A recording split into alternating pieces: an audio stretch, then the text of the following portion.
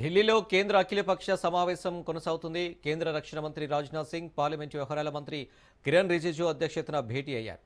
ఈ సమావేశానికి కేంద్ర మంత్రులు జేపీ నడ్డా, అర్జున్ రామ్ మేఘవాల్, ఎల్ మురుగన్, అనుప్రియ పటేల్ హాజరయ్యారు.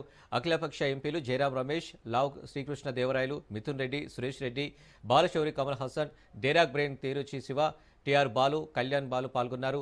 పార్లమెంటు సమావేశాలు సజావుగా జరిగేందుకు పార్టీలు సహకరించాలని కేంద్రం కోరింది. డిసెంబర్ 1 నుంచి 19 వరకు పార్లమెంటు శీతాకాల సమావేశాలు జరగనున్నాయి. ఈ పార్లమెంటు సమావేశాల్లో కేంద్రం 10 కీలక బిల్లులను ప్రవేశపెట్టనుంది.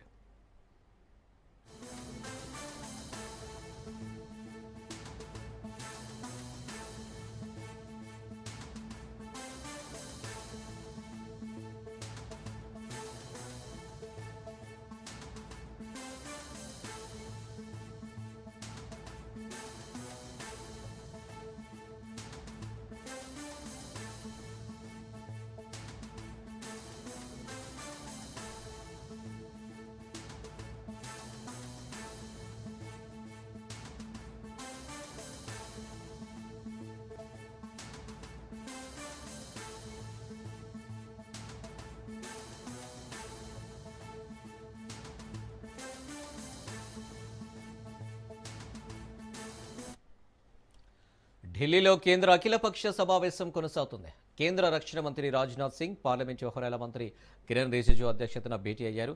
ఈ సమావేశానికి కేంద్ర మంత్రులు జేపీ నడ్డా, అర్జున్ రామ్ మేఘవాల్, ఎల్ మురుగన్, అనుప్రియ పటేల్ హాజరయ్యారు.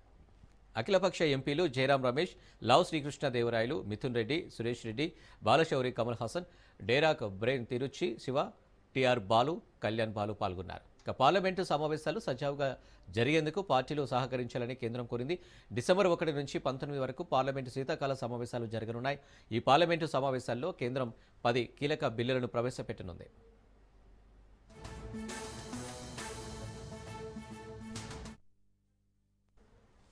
రైట్గా అఖిలపక్ష భేటీకి సంబంధించి మరిన్ని డీటెయిల్స్ మా ప్రతినిధి రాజు అందిస్తారు.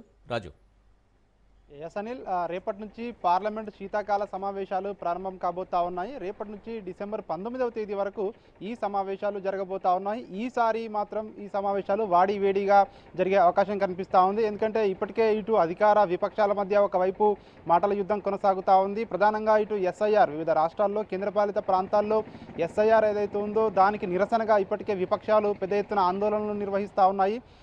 వీటన్నిటి నేపథ్యంలో కేంద్ర ప్రభుత్వం ఈరోజు అఖిలపక్ష సమావేశాన్ని నిర్వహిస్తూ ఉంది. ప్రస్తుతం 11 గంటలకు ఈ సమావేశం ప్రారంభమై ఇంకా కూడా కొనసాగుతూ ఉంది. పార్లమెంటరీ వ్యవహారాల శాఖ మంత్రి కిరణ్ రిజిజు, అదేవిధంగా రక్షణ శాఖ మంత్రి రాజ్నాథ్ సింగ్ ఆధ్వర్యంలో ఈ సమావేశం కొనసాగుతూ ఉంది. ఈ సమావేశానికి పార్లమెంటు ఉభయ సభల్లో ఉన్నటువంటి ఫ్లోర్ లీడర్లు హాజరు కావడం జరిగింది. అన్ని పార్టీల నుంచి కూడా ఫ్లోర్ లీడర్లు ఈ సమావేశానికి హాజరు కావడం జరిగింది. తెలుగు రాష్ట్రాల ఎంపీలు కూడా ఈ సమావేశానికి హాజరు కావడం జరిగింది. ఇటు వైసీపీ నుంచి, టీడీపీ నుంచి, అదేవిధంగా ఇటు బీఆర్ఎస్ పార్టీ నుంచి, ఇతర పార్టీల నుంచి కూడా అందరూ కూడా, ఇటు డిఎంకే పార్టీ నుంచి, ఇటు టీఎంసీ పార్టీ నుంచి కూడా ఇటు అఖిలపక్ష నేతలు హాజరు కావడం జరిగింది. ఆయా పార్టీల నుంచి ఆయా రాష్ట్రాలకు సంబంధించినటువంటి అంశాలను ఈ పార్లమెంటు సమావేశాల్లో చర్చించాలని చెప్పేసి కూడా తమ వాదనను ఈ అఖిలపక్ష సమావేశంలో వివరించే అవకాశం మనకు కనిపిస్తూ ఉంది. ప్రస్తుతం అయితే ఈ సమావేశం వాడివేడిగా కొనసాగుతున్నట్టుగా కూడా మనకు తెలుస్తూ ఉంది.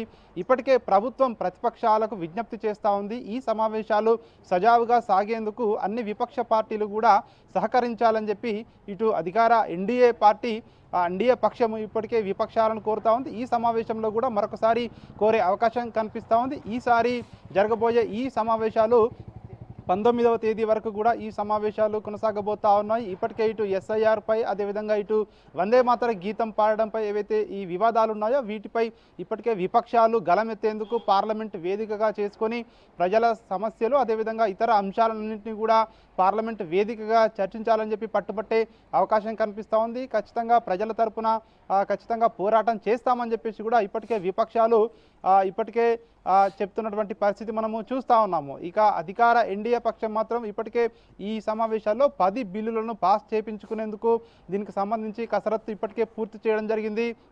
ఈ 10 బిల్లులకు సంబంధించి కూడా ఈ విపక్ష పార్టీలు సహకరించాలని చెప్పి ఈ సమావేశంలో కోరుతున్నట్టుగా కూడా తెలుస్తూ ఉంది. ఇప్పటికే ఢిల్లీలో ఉన్నటువంటి కాలుష్యంపై ఆమ్ ఆద్మీ పార్టీ అదేవిధంగా ఇతర పార్టీలు అధికార పార్టీని నిలదీస్తున్నటువంటి పరిస్థితి కనిపిస్తూ ఉంది. అదేవిధంగా ఈ ఫెడరల్ వ్యవస్థలో ఈ ప్రతిపక్ష పార్టీలుగా ఉన్నటువంటి అధికారంలో ఉన్నటువంటి రాష్ట్రాలకు కేంద్ర ప్రభుత్వం వివక్ష చూపిస్తుందని చెప్పేసి కూడా టీఎంసీ ఇది మమతా బెనర్జీ ఆధ్వర్యంలో ఉన్నటువంటి వెస్ట్ బెంగాల్లో ఉన్నటువంటి ప్రభుత్వం ఇప్పటికే కేంద్ర ప్రభుత్వాన్ని డిమాండ్ చేస్తూ ఉంది. మరొక వైపు తమిళనాడులో డిఎంకే పార్టీ కూడా ఇప్పటికే కేంద్ర ప్రభుత్వంపై విరుచుకుపడతా ఉంది.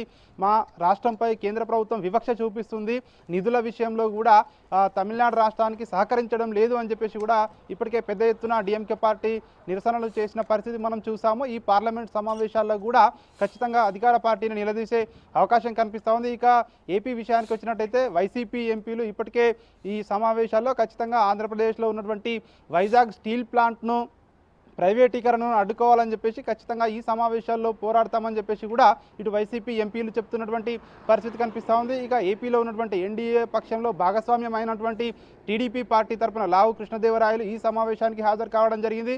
ఆయన కూడా చెప్తా ఉన్నారు, నరేగాలో ఏదైతే జాతీయ ఉపాధి హామీ పథకం ఉందో దానికి సంబంధించి ఆంధ్రప్రదేశ్కు నిధులు పెంచాలని చెప్పేసి కూడా ఏపీ నుంచి డిమాండ్ చేస్తూ ఉన్నట్టుగా కూడా తెలుస్తూ ఉంది. ఇవన్నిటినీ కూడా రేపటి నుంచి జరిగే పార్లమెంటు సమావేశాల్లో వేదికగా చేసుకొని రాష్ట్రాల హక్కుల కోసం ఖచ్చితంగా రాష్ట్రాలకు మరిన్ని నిధులు సాధించుకునేందుకు ఉపయోగపడుతుంది. ఖచ్చితంగా మరిన్ని నిధుల కోసం ఏదైతే ఇప్పటికే ఈ సమావేశంలో మాట్లాడుతున్నట్టుగా కూడా తెలుస్తూ ఉంది. ఎన్డీఏ పక్షాలన్నీ కూడా ఖచ్చితంగా మరిన్ని నిధులు కావాలని చెప్పి కోరే అవకాశం కనిపిస్తూ ఉంది. కానీ ఇతర ఏదైతే విపక్ష ప్రభుత్వ పార్టీలు ఉన్నాయో సో ఈ పార్టీలు మాత్రం ఖచ్చితంగా తమ రాష్ట్రాలకు హక్కులకు అదేవిధంగా నిధులకు సంబంధించి ఈ పార్లమెంట్ను వేదికగా చేసుకొని ఖచ్చితంగా ప్రజల తరపున వాయిస్ను వినిపిస్తామని చెప్పి ఇప్పటికే విపక్ష పార్టీలు చెప్తున్నటువంటి పరిస్థితి కనిపిస్తూ ఉంది. గంటకు పైగా ఈ సమావేశం కొనసాగుతూ ఉంది. మరికాసేపు ఈ సమావేశం కొనసాగే అవకాశం మనకు కనిపిస్తూ ఉంది. ప్రధానంగా ఈ సమావేశాలు మాత్రం ఈ వేడిగా కొనసాగే అవకాశం కనిపిస్తూ ఉంది. చూడాలి మరి రేపటి నుంచి విపక్ష పార్టీల ఆందోళనలు ఏ విధంగా ఉంటాయి, అధికార పార్టీ ఏ విధంగా ఈ సమావేశాలను నిర్వహిస్తుందనేది సో రేపటి నుంచి మనకు తెలిసే అవకాశం అయితే కనిపిస్తూ ఉంది. Anil. Right Raju, thank you.